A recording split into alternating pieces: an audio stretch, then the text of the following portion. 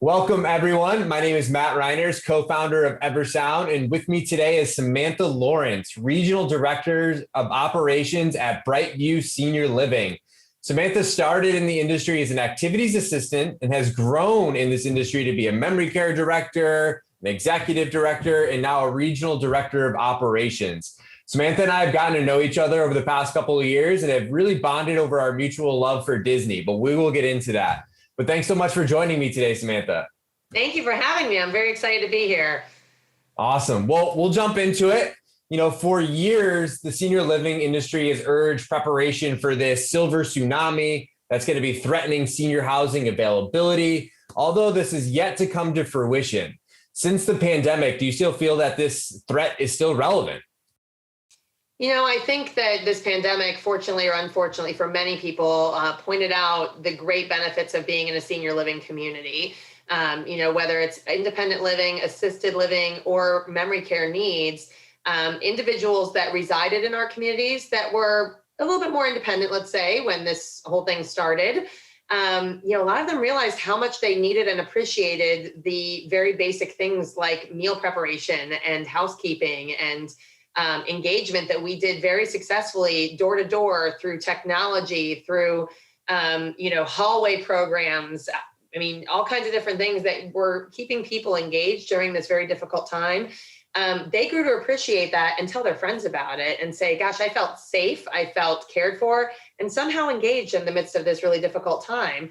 And on the flip side, we're still seeing a strong demand for individuals that don't yet live in any community, saying, goodness, it was really difficult with my adult children having to balance homeschooling kids, working from home, bringing me groceries, afraid of getting me sick. And a lot of people are just saying we couldn't do it anymore. And we're seeing a strong upswing in our lead volume, in our personal visits coming to communities, asking us questions about how we engaged with folks during the height of this pandemic. And, we're really, proud to say that we're busier than ever on the sales front. So I think that tsunami, I don't know if it's a threat, but it's definitely, it's coming back around. And, we're really excited. And as an organization, also growing at a pace that we think will support it as well. Yeah. And I think if there is one leader in this space, it's definitely Brightview Senior Living with all the amazing things that you guys are doing. And I think you kind of touch on some really important aspects about like senior living communities being some of the safer places during this past, 14, 15 months.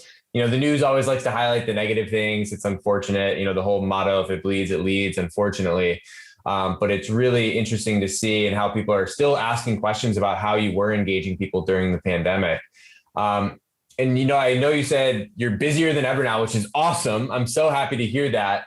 But have you seen like any factors change about these people that are coming in or might be exploring that might be a little bit different than some of the leads you were getting before the pandemic? And how has that kind of evolved? I think it's been a very interesting, process because when we first, reopened as a state and as a company, we were closed to move-ins for about 3 to 4 months, depending on the local jurisdiction in particular, and right when we reopened, it was those crisis move-ins. It was that person that was very sick that could not manage at all at home with home care, with family.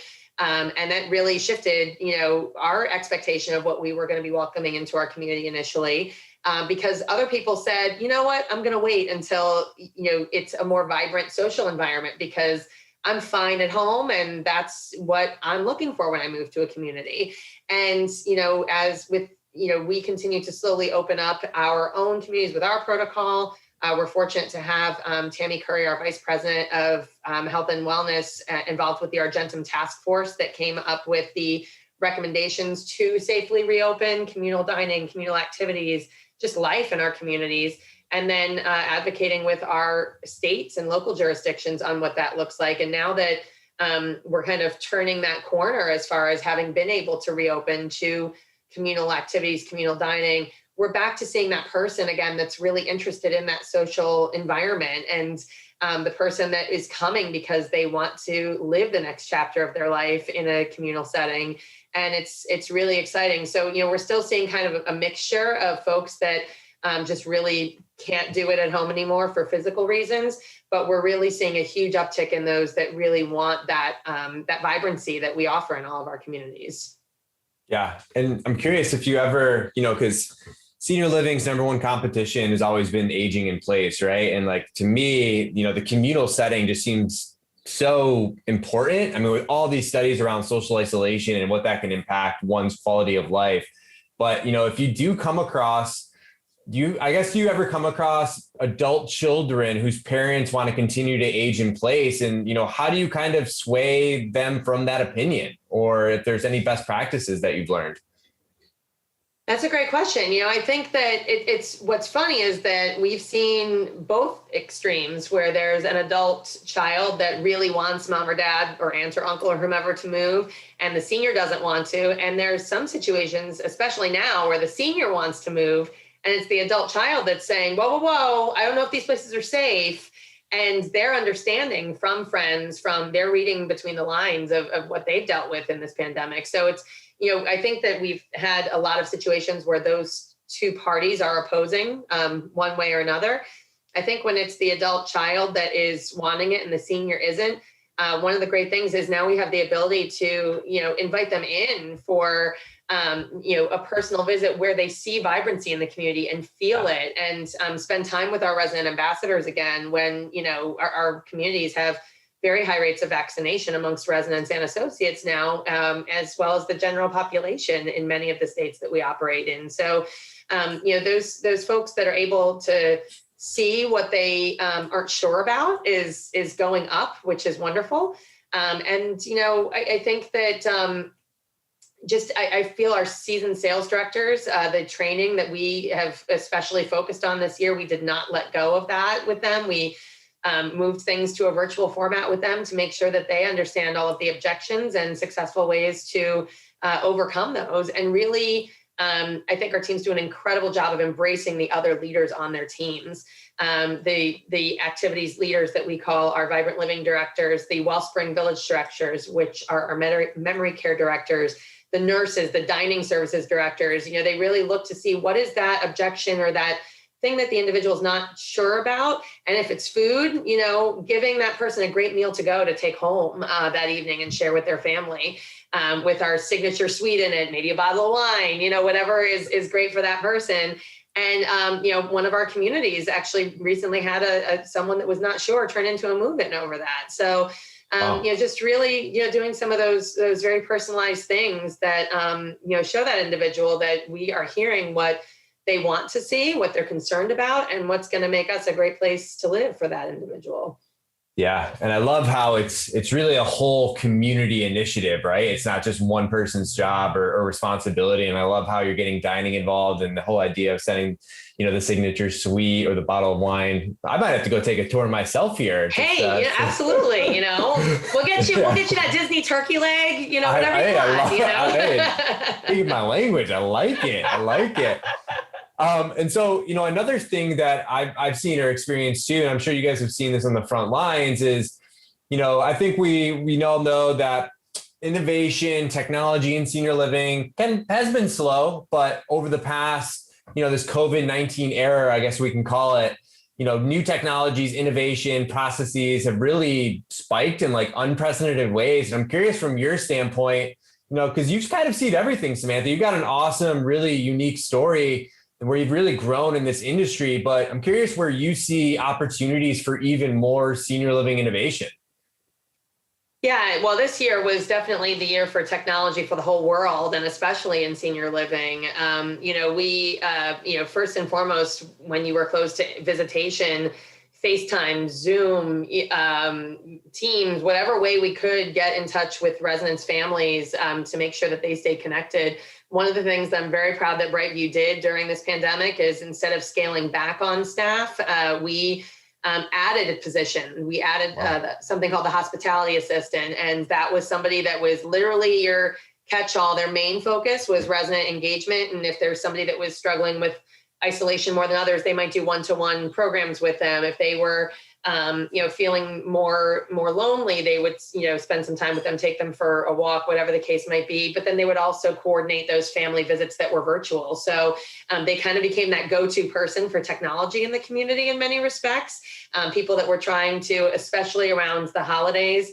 I know one of our communities that has a significant Jewish population, for instance, a lot of people wanted to have Zoom Seders last year when this was first unfolding for Passover. And that hospitality system, that community was going apartment to apartment, helping set up Zoom for these individuals to enjoy a Passover Seder with their families, along with our delivered Seder plates, which was really awesome, considering the circumstances. So, first and foremost, it was staying in touch with families. That was one way we innovated.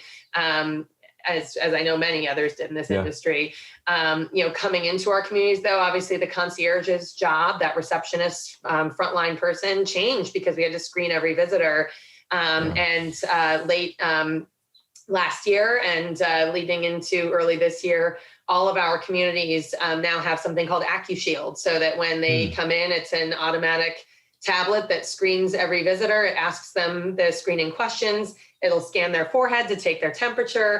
And it's an added level of safety as well for our communities, because now we know who's in the building at any given time, because they sign in and sign out that way now. So that takes that burden as far as asking all those questions off the families. And we have that added level of security now.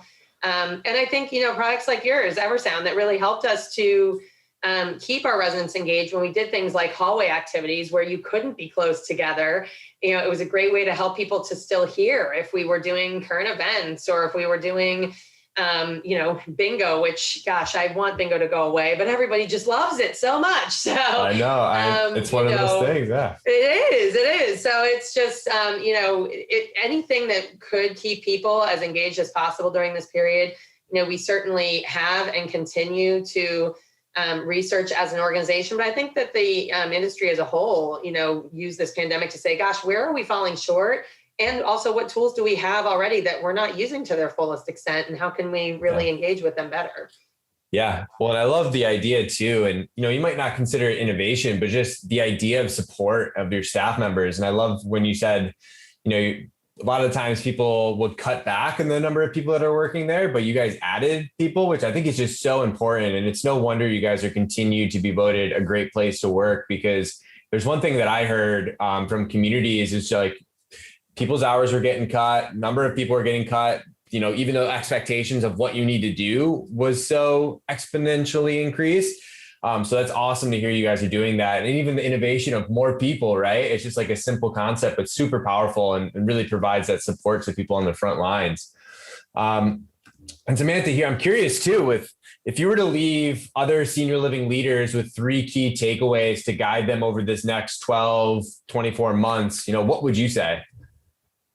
I think that, one of the things that I'm really grateful for at Brightview that really does make us a great place to work is really believe that everyone in the organization has a voice. I think that that's sometimes it's a very simple thing to do, but you'll get your most important feedback from everybody on the front lines, everybody at the community level.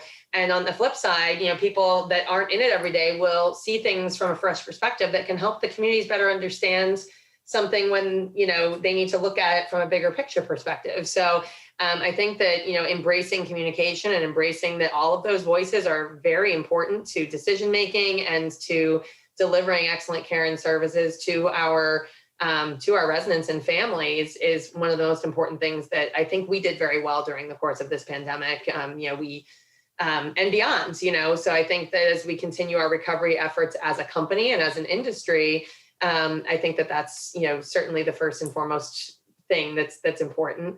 I think that, continuing to really focus on what we can do, because for the past year and a half, it's been so much of a focus on, oh, we can't do that. Oh, we can't do that. Or that's not allowed right now. Or that's against the regulation right now. And unfortunately, that's still out there, but there's so much more we can do. And it's so easy to get settled into quarantining and saying we can't have visitors in or we can't have a party. And while we need to do those things maybe differently than we once did and in a safer way, Doesn't mean we can't do them. And I think just trying to focus on that positive is the second thing I'd recommend.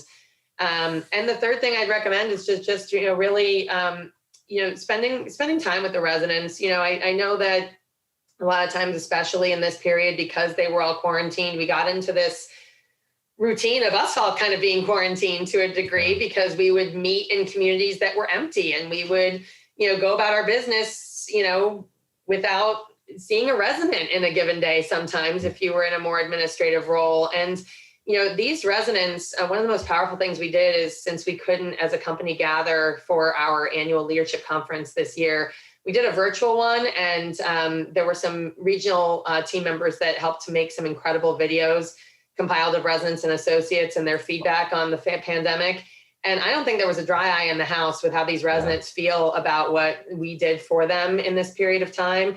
And just to take a few minutes out of your day, no matter what your position is, and talk to these individuals. They have the most incredible stories to tell. And, some in our communities have lived through 2 pandemics because they're over 100. And wow. It's really, that's my favorite part of my day, is when I get to do that. And I think that, sometimes folks just get caught in the weeds of other issues, and just taking that time to just sit down and pull up a chair, I think is the best thing to do, because it really puts you back in touch with, why anyone who does this got into this in the first place anyway. So. Oh, exactly. And I think it's just a great reminder. It's people first, right? It's all about those connections first, and just taking that time to reconnect with residents is so important. And yeah, people get stuck in the weeds and stuff, or in the day-to-day of what's going on, but just take a step back, connect with that person on a friendship level, really. Yes. And I'm always blown away by the stories that I hear when I go into communities, just like the wisdom that's out there that, a